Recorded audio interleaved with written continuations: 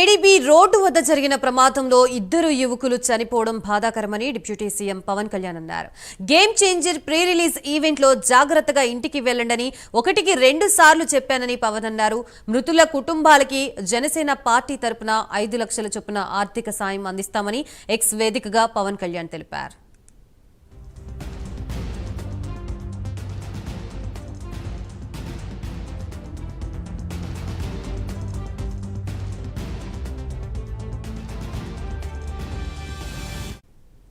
అలాగే కాకినాడ రాజమహేంద్రవరం నగరాల మధ్య ప్రయాణానికి ఎంతో కీలకమైన రహదారి ఏడీబీ రోడ్డు అని ఆయన తెలిపారు.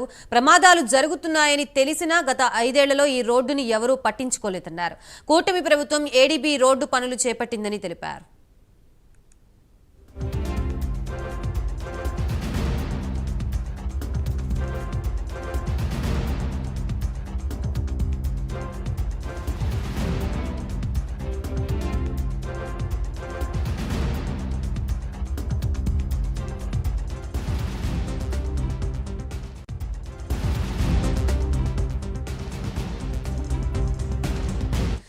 ప్రభుత్వం నుంచి తగిన సహాయం అందించే ఏర్పాట్లు చేయాలని అధికారులకి స్పష్టం చేశారన్నారు. ఇక నుంచి పిఠాపురం నియోజకవర్గ పర్యటనలకి ఏడీబీ రోడ్డు మీదుగానే రాకపోకలు సాగించాలని నిర్ణయించుకున్నారని పవన్ చెప్పారు. ప్రస్తుతం ఇదే అంశానికి సంబంధించి మనకి పూర్తి సమాచారం అందించడానికి మా ప్రతినిధి శ్రీరామమూర్తి సిద్ధంగా ఉన్నారు. శ్రీరామమూర్తి.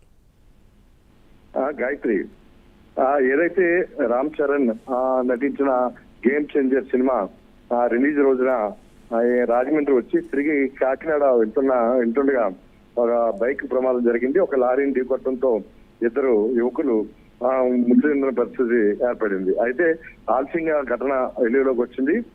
వీరిని ఒకరు స్పాట్ లోనే మృతి చెందగా మరొక వ్యక్తి కాకినాడకి తీసుకెళ్లిన తర్వాత కాకినాడ తీసుకెళ్లే మార్గ మధ్యలో చనిపోయిన పరిస్థితి.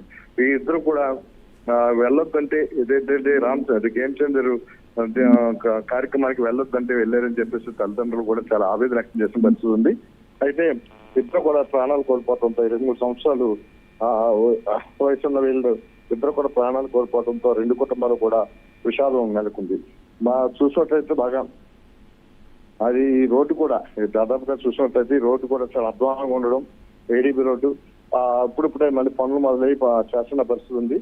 అయితే అదుపు తప్పి రాత్రి 11 తర్వాత అదుపు తప్పి ఈ ప్రమాదం జరిగినట్టుగా గుర్తించారు. అయితే ఈ ప్రమాదంలో మృతి చెందిన కుటుంబాలను ఆదుకోవడానికి పవన్ కళ్యాణ్ ఆల్రెడీ 5 లక్షల రూపాయలు అందించడానికి ప్రకటించారు. మరొక ప్రభుత్వం తరఫున కూడా ఆర్థిక సాయం అందించడానికి ఇక్కడ అధికారులు అలాగే జనసేన నాయకులు కూడా హామీ ఇచ్చారు. వారి కుటుంబాలను కూడా పరామర్శించే బస్సు ఉంది స్థానిక జనసేన నాయకులు. అయితే ప్రస్తుతం ఇలాంటి ఘటనలు జరుగుతాయి. అందరూ కూడా ఎవరు కూడా తిరిగి వెళ్ళేటప్పుడు చాలా జాగ్రత్తగా వెళ్ళాలి, భద్రత పాటించాలి. ఎవరు కూడా ఆవేదన కుటుంబాలు ఆవేదన చెందే పరిస్థితి తీసుకురాకూడదని చెప్పి పవన్ కళ్యాణ్ పదే కూడా వేదిక నుంచి కూడా ఆ రోజున విజ్ఞప్తి చేసిన పరిస్థితి ఉంది.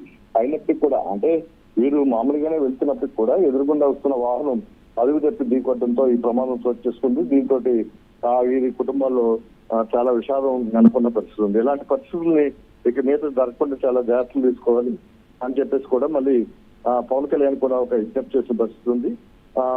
త్వరలోనే మరి పిఠాపురంలో ప్లేనరీ సమావేశాలు జరగనున్నాయి. అలాగే కాకినాడ జిల్లాలో పవన్ కళ్యాణ్ పర్యటన కూడా జరగనున్నాయి. ఈ నేపథ్యంలో అందరూ కూడా చాలా క్రమశిక్షణతో మెలగాలి, ఎవరైనా కార్యక్రమానికి అటెండ్ అయితే చాలా జాగ్రత్తగా ఉండాలని చెప్పి కూడా పవన్ కళ్యాణ్ చేసిన పరిస్థితి ఉంది. Gayatri. Right Sriramamurthy, ADB road ఏదైతే ఉందో దానిలో ప్రమాదం జరిగిన సందర్భాన్ని బట్టి ఎటువంటి చర్యలు తీసుకునే అవకాశం ఉంది? ఏడీబీ రోడ్డుకి సంబంధించి గతంలో కూడా ఎన్నో యాక్సిడెంట్లు జరిగాయంటూ కూడా చెప్తున్నారు కదా, అదే రోడ్లు. ఈ ఏడీబీ రోడ్డు అనేది గత 5 ఏళ్ళుగా దాదాపుగా చూసినట్లయితే 6 ఏళ్ళుగా చాలా అధ్వాన పరిస్థితి ఉంది. ఈ ప్రమాదం కూడా రంగంపేట మండలం చివరిలో కార్గిల్ ప్యాక్ట్ ఎదుర్కొండా జరిగింది. అయితే రోడ్డు ఇప్పుడు దాదాపు 2 నెలలు పైన మొదలుపెట్టి పనులన్నీ కూడా జరుగుతున్నాయి. అంటే ఒకవైపు చాలా అధ్వానంగా ఉంటే ఒకవైపు రోడ్డు జరుగుతూ ఉంది. ఇంతకు ముందుగా చూసినట్లేదు ముందుకంటే ఇప్పుడు కొంత మెరుగైన పరిస్థితి ఉంది. అయితే గత 5 ఏళ్లలో ఈ అధ్వానంగా మారిన ఏడీబీ రోడ్డు పరిస్థితిని ముందుగా కూటమి ప్రభుత్వం రాగానే చంద్రబాబు నాయుడు ఈ రోడ్డుని నిర్మాణం చేయడం కోసం తగిన ఆదేశాలు జారీ చేశారు. ఏదైతే పాత కాంట్రాక్టర్ ఉన్నారో వాళ్ళే మళ్ళీ పనులు మొదలుపెట్టిన పరిస్థితి ఉంది. పనులు కూడా జరుగుతున్నాయి. అయితే ఈ నేపథ్యంలో ఈ రోడ్డు కూడా అధ్వానంగా ఉండడం వల్ల వీళ్ళు తిరిగి వెళ్తున్నప్పుడు ఈ గేమ్ చేంజర్కి వచ్చి తిరిగి వెళ్తున్నప్పుడు ఈ ప్రమాదం జరిగింది.